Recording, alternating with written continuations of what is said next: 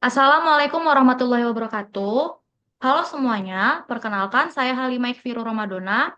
Di sini saya akan memberikan tutorial mengenai cara uji validitas, uji reliabilitas, uji asumsi, dan uji hipotesis yang berisikan korelasi dan regresi dengan menggunakan JASP.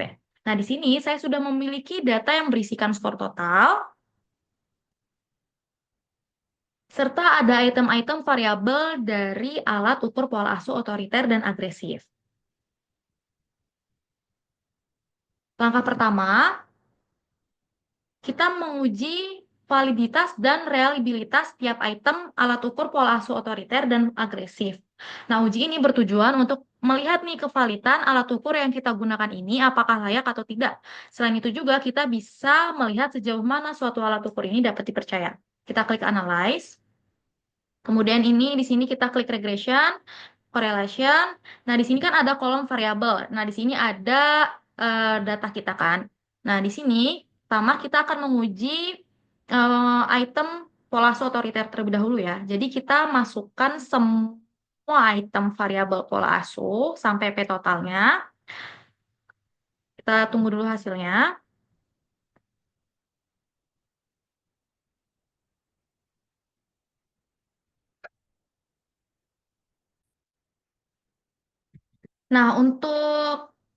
Nah, di sini kan sudah ada hasilnya kan? Kita lihat pada p-value yang paling bawah. Di sini rata-rata semua total item pola otoriter dari item pertama hingga item 16 itu hasilnya 0,01, kurang dari 0,01. Maka bisa kita nyatakan item variabel pola asuh otoriter dari item pertama hingga item terakhir, yaitu item 16, dinyatakan valid. Karena hasilnya itu kurang dari 0,05.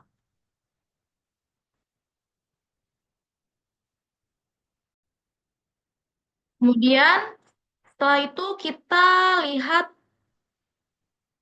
kevalitan item agresif. Caranya sama kayak tadi. Nah, kita lihat nih hasilnya. Item agresivitas di sini dari item pertama hingga item ke-16. Di sini ada satu item, yaitu item yang nomor 4, yang ini itu hasilnya lebih dari 0,05. Maka item nomor 4 ini dinyatakan tidak valid.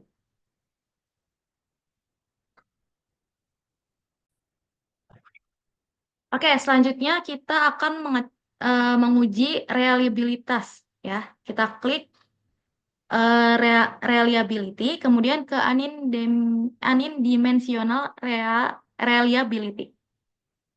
Nah, di sini kita akan ngecek variabel item pola asuh terlebih dahulu. Jadi kita klik, kita pindahkan ke kolom variabel dari item pertama sampai item yang terakhir, item 16. Kemudian kita klik analyze. Di sini dari koefisien W kita ganti ke koefisien alpha. Oke, kita tunggu ya. Nah, di sini untuk hasilnya itu kita lihat tabel frequency scale reliability statistik. Di sini ada koefisien alpha, di mana pada kolom estimate alpha ini adalah 0,873. Maka bisa kita nyatakan variabel pola asuh otoriter ini dinyatakan reliable karena koefisien alfa ini lebih dari 0,70. Kemudian bisa kita lihat pada interval kepercayaan ini nih, yang ini itu 95% interval kepercayaan pada kolom lower itu dengan jumlah 0,835 dan pada kolom uppernya itu adalah 0,911. Maka bisa kita identifikasikan reliabilitas cukup baik. Begitu juga kita cek reliabilitas dari item agresif ya. Di sini sudah kita masukkan terkecuali item yang nomor 4 karena item yang nomor 4 itu tidak valid ya. Oke, di sini kita lihat hasilnya. hasilnya di situ dari koefisien alfanya pada kolom estimate di sini adalah 0,771. Maka dapat dinyatakan reliable karena 0,771 ini lebih besar daripada 0,70 gitu. Sedangkan bisa kita lihat pada interval kepercayaannya yang 95% ini, pada kolom lower di situ adalah 0,701 dan uppernya adalah 0,842. Maka bisa kita identifikasikan reliabilitas cukup baik.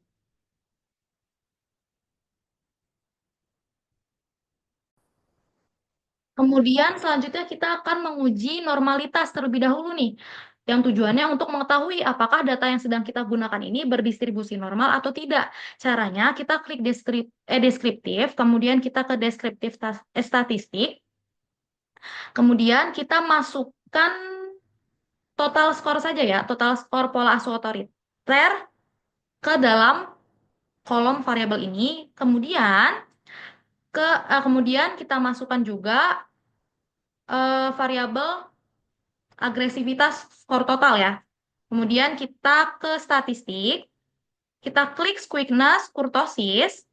Sapir-Whorf ini tidak kita gunakan karena jumlah responden yang saya ambil ini itu lebih dari 50. Sapir-Whorf ini bisa kita gunakan ketika jumlah responden kita ini di bawah 50. Jadi gitu ya. Kemudian kita ke basic plots. Di sini kita klik QQ plots ya. Nah, kita baca terlebih dahulu ya. Nah, di sini bisa kita lihat, kita baca bagian standar error of squeakness-nya di sini adalah 0,241. Baik itu P total atau A total. Ya, P total ini adalah skor total pola asuh otoriter, dan sedangkan A fix total ini adalah skor total agresivitas yang kita sudah hilangkan item nomor 4-nya. Kemudian kita baca juga standar error kurtosis ini adalah 0,478, sama juga ya ke afix total ini. Maka bisa kita simpulkan, bisa kita nyatakan bahwa uji normalitas pada variabel P total dan variabel afix total ini bisa kita nyatakan normal. Karena hasil dari standar error of squeakness sama standar error of kurtosis ini lebih dari 0,05. Nah, kemudian kita lihat pada grafik QQ Pulse. Nah, kita lihat pada grafik P total sama Afix total. Di sini kan ada garis warna merah dan bulat-bulat ini ya, kayak ya bintik-bintik atau bulat-bulat.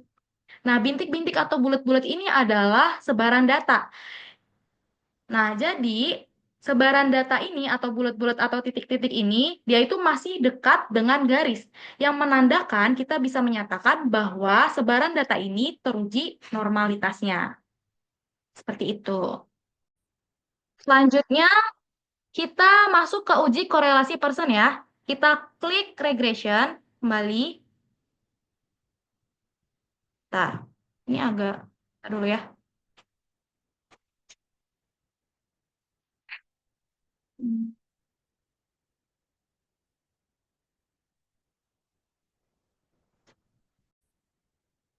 Kemudian kita klik regression, terus klik korelasi. Di sini kan ada kolom variabel ya. Jadi kita masukin P total sama afix total ini. Stop. Ini tidak usah kita apa-apakan. Kemudian kita ke asumsi cek juga nggak usah. Nah, kita lihat nih hasilnya. Nah, kita fokus pada p-value di sini. Jadi p-value ini kan hasilnya itu kurang dari 0,01. Maka bisa kita nyatakan pola asuh otoriter ini memiliki hubungan yang signifikan dengan agresif. Karena apa? 0,01 ini dia itu kurang dari 0,05. Nah, kemudian kita fokus lagi ke Pearson R ini. Pearson R ini totalnya adalah 0,543. Nah, hal ini bisa kita nyatakan terdapat korelasi positif yang cukup kuat antara pola asuh otoriter dan agresif Oleh karena itu, semakin tinggi tingkat pola asuh otoriter seseorang, maka semakin tinggi pula kecenderungan untuk melakukan agresivitas. Seperti itu. Selanjutnya, kita ke uji linearitas residual ya. Nah, tujuan kita menguji linearitas residual ini itu untuk melihat apakah variabel terikat dan variabel bebas kita itu memiliki hubungan yang linear dan normal. Jika nilai probabilitas lebih dari 0,05, maka hubungan antara variabel X dan Y adalah linear. Sebaliknya, jika nilai probabilitas kurang dari 0,05, maka hubungan antara variabel X dan Y tidak linear. Kemudian, uji ini itu penting untuk memastikan bahwa asumsi linearitas dalam model regresi terpenuhi, yang merupakan syarat untuk analisis regresi linear yang valid. Jika hubungan tersebut tidak linear, hasil regresi mungkin tidak akurat apabila tidak berdistribusi normal, maka tidak bisa menggunakan regresi linear. Tetapi menggunakan regresi logistik atau bisa disebut dengan variabel dependennya menggunakan kategori. Kita langsung aja klik regresi, kemudian kita klik linear regression. Nah, di sini kita masukin dependent variabelnya itu kan agresivitas ya. Kita masukin. Kemudian covariate-nya itu adalah variabel independen. Kita masukin P totalnya. Kemudian kita klik statistik.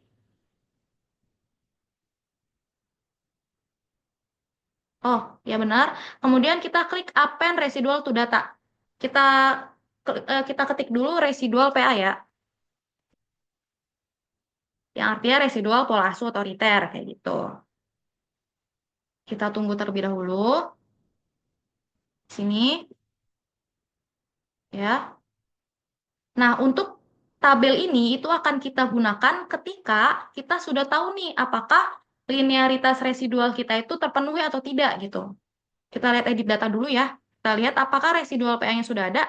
Nah, di sini sudah ada ya. Maka kita kembali lagi ke analyze. Kemudian kita untuk melihat uji linearitas residual ini kita ke distribution, kemudian klik normal. Kemudian di sini kita masukin ke generate and display datanya. Di sini kita masukin residual PA yang tadi sudah kita temukan. Kita masukin. Kemudian kita ke access feed. Access feed ini kita klik pada kolom Kolmogorov, Carmen, Andreessen, dan Shapiro. Kita klik semuanya. Kita tunggu.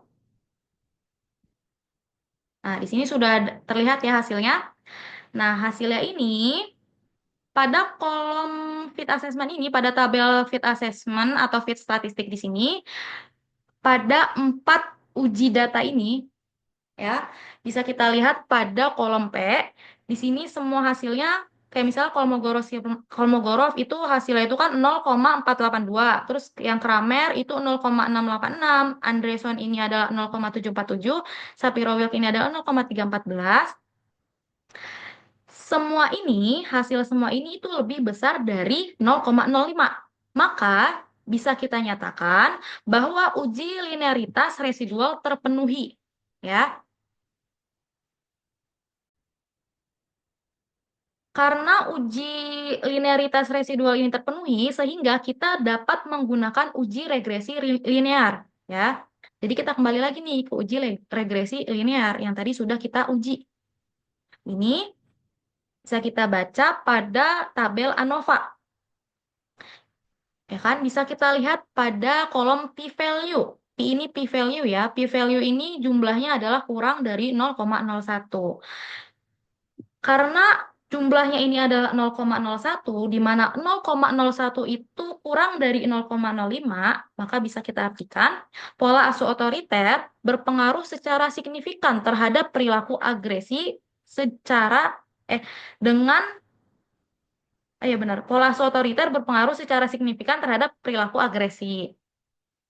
Selanjutnya kita lihat pada tabel model summary di sini, pada R2 atau yang biasa kita sebut dengan R square. Di sini kita bisa lihat di M1-nya adalah 0,295, yang artinya pola asuh otoriter memberikan kontribusi pengaruh sebesar 29,5% terhadap perilaku agresi, dan sisanya dipengaruhi oleh faktor lain. Oke, dari situ aja penjelasan dari saya. Terima kasih banyak yang sudah mendengarkan, dan maaf apabila ada perkataan saya yang berbelit-belit atau yang ngebulet gitu. Saya minta maaf yang sebesar-besarnya. Oke. Wassalamualaikum warahmatullahi wabarakatuh.